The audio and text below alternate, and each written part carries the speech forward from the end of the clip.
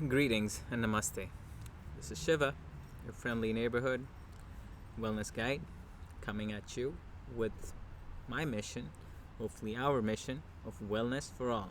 Wellness for you, wellness for me, wellness for everything and everybody we touch. That's a good enough reason to be here, right? So today's title has been inspired by Lisa Coffey and her, I think, 2004 bestseller, What's Your Dosha Baby? So while doshas refer to Ayurvedic,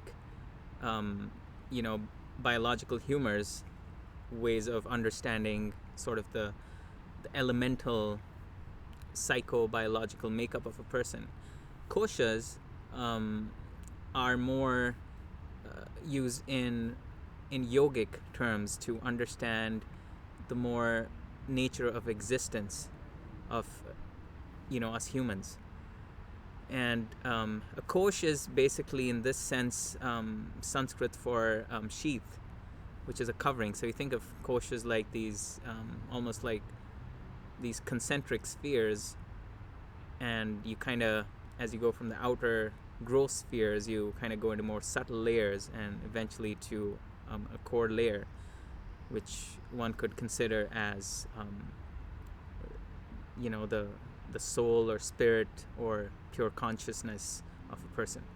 So let's look at these layers. So there's 5 koshas, and like I said, going from gross to subtle, and going from more objective to more subjective, going from tangible to sort of intangible.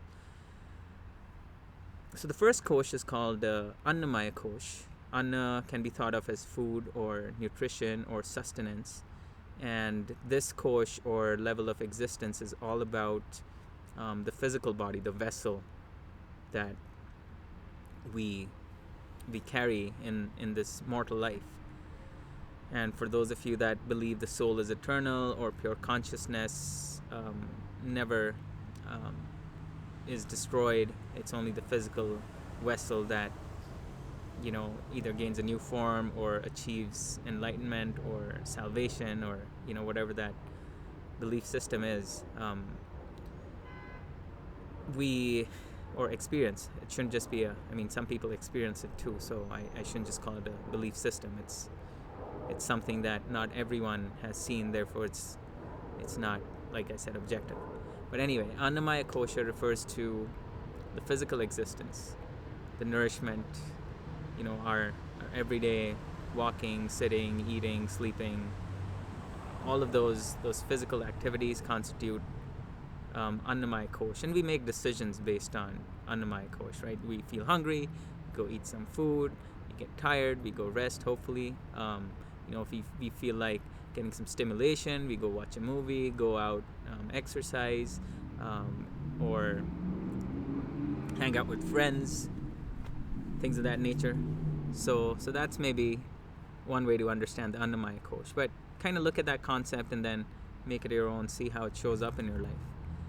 Second layer is, can you take a guess?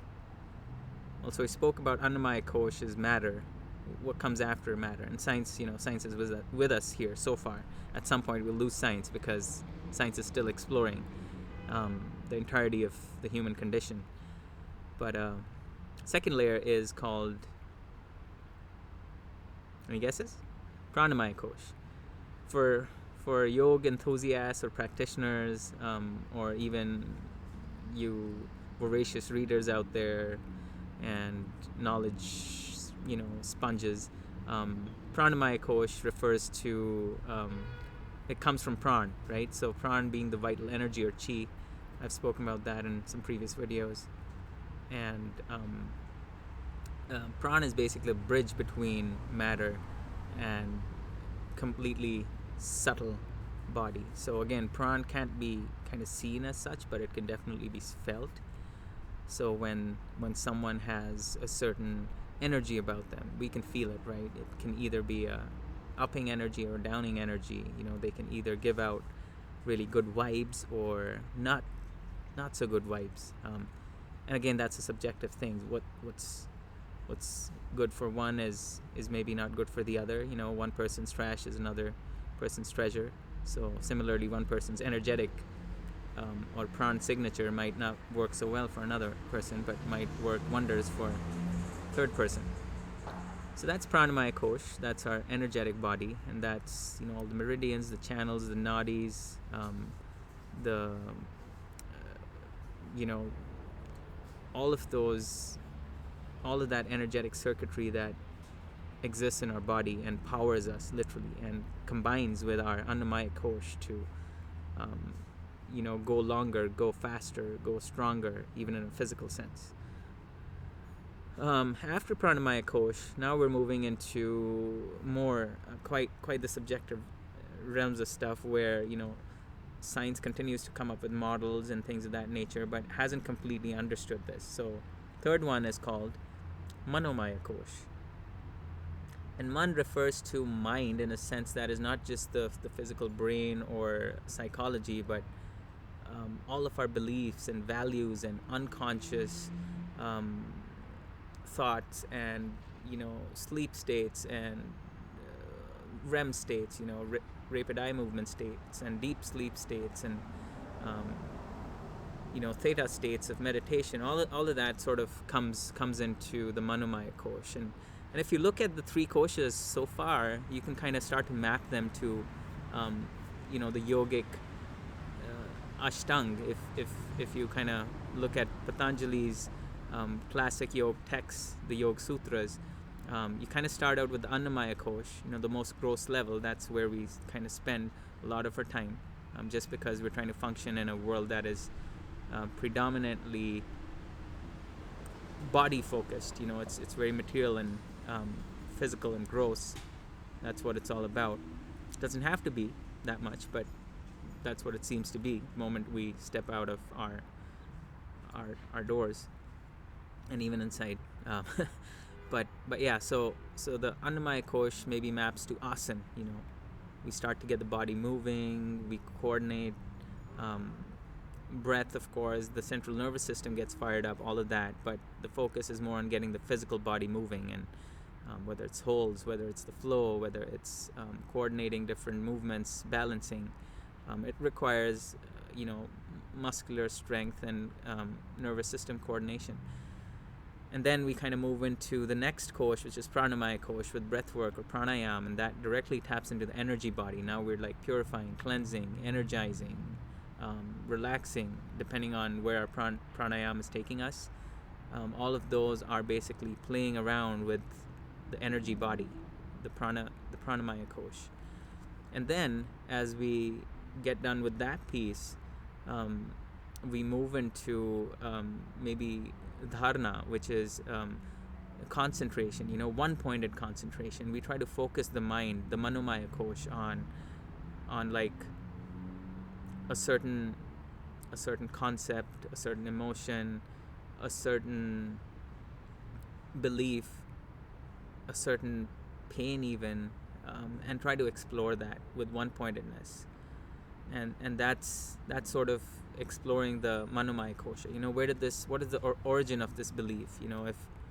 If I think, for example, I'm less than, where does that come from?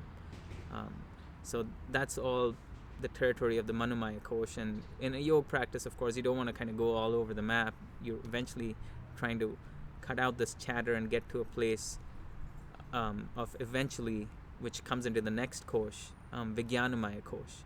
Now, Vijnana is kind of related to wisdom, or our inner science, our inner engineer, our inner knowing, that deep-seated inner knowing that always knows what's right. And we see flashes of this, right? We see it in this fourth kosh, in intuition, in that gut reaction. Our body sometimes reacts, but where is that coming from?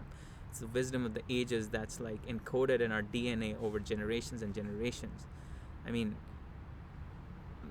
there's many people that don't believe in reincarnation, but science has proven there's, for example, historical trauma exists and is passed down the generations. And similarly, any deep experiences of that nature are passed down because eventually, matter and energy are always in flux, and it's just a dance, right?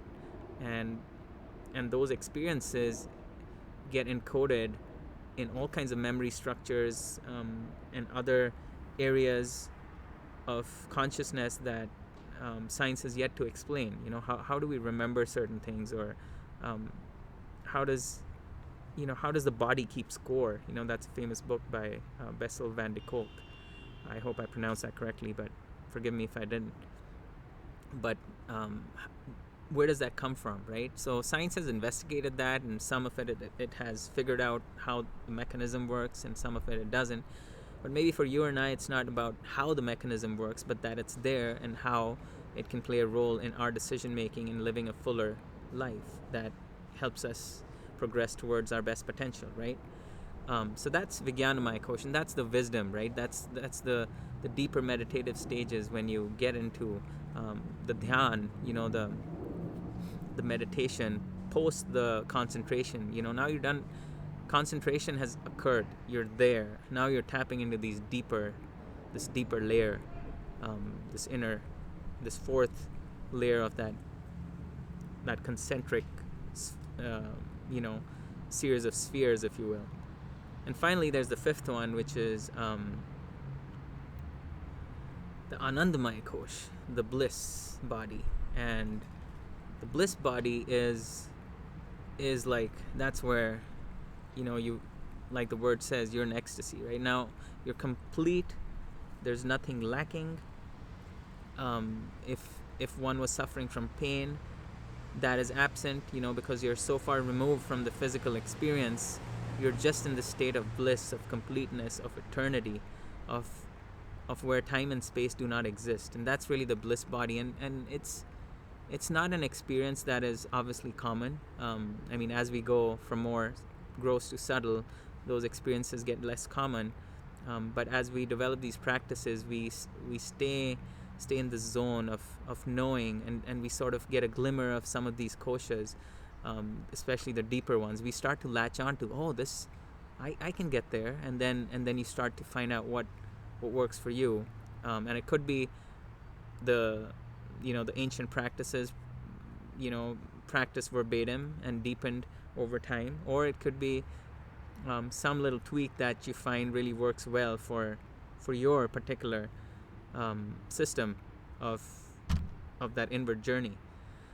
So, my friends, those are the 5 koshas, and really while this is great yogic philosophy, and we can talk, for hours about this, the way I try to bring it into my life is, am I connected with my 5 koshas? I'm definitely connected with my physical kosha. I don't have a choice in the matter. Whether I'm waking or I'm sleeping, it's always on, right? But as I get into the deeper koshas, I have to really pay attention to say, okay, am I in touch with my pranamaya kosha? Am I really understanding the makeup, the framework, the structures of my manomaya kosha?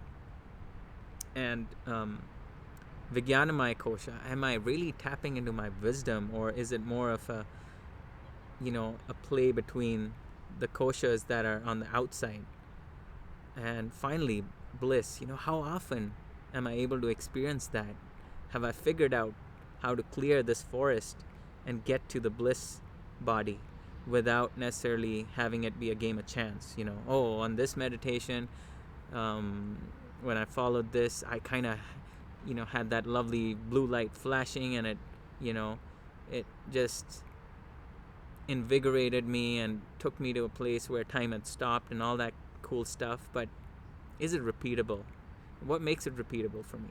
So I leave you sort of with some of those self-explorations, and also, especially when one is making a decision, one of the ways I try to bring these koshas into place, what would my Annamaya kosha say about this? What's their stake in this decision?